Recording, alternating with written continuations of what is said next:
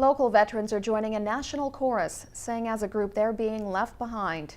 The local Veterans Affairs office closed last year, and today the federal government closed 8 more across the country. Many veterans say they won't take the cuts lying down. John Scott is proud to have served his country, but he says today is a sad day. It's just another nail in the coffin. 8 more Veterans Affairs offices closed their doors.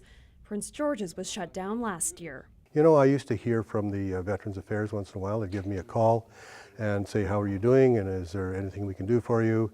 And when we had the agent there, you know, that was very, very wonderful. They were very good to us. Scott doesn't feel like the federal government is being good to veterans anymore. This week, Minister Julian Fantino was more than an hour late to a meeting with vets. They're angry about the closure of more VA offices. Veterans Affairs isn't the only federal office in town that's closed. Now, for any citizenship and immigration or Canada revenue questions, people are being told to call, go online, or come here to the Service Canada office. According to MP Bob Zimmer, there have been no cuts, just a more efficient system.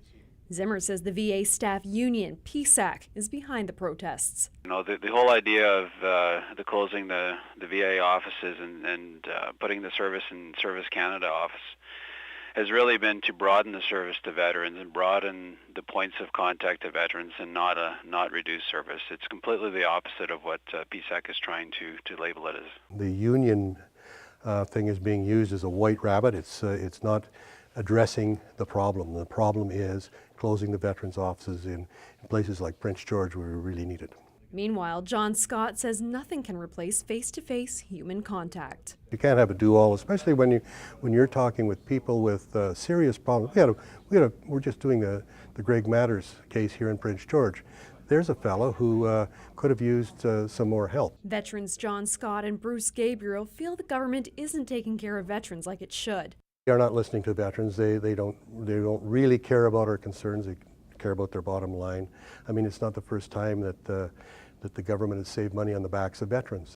These 2 veterans say they're worried these changes will mean young people walk away from careers in the Canadian Forces. Camille McDonald, CKPG News.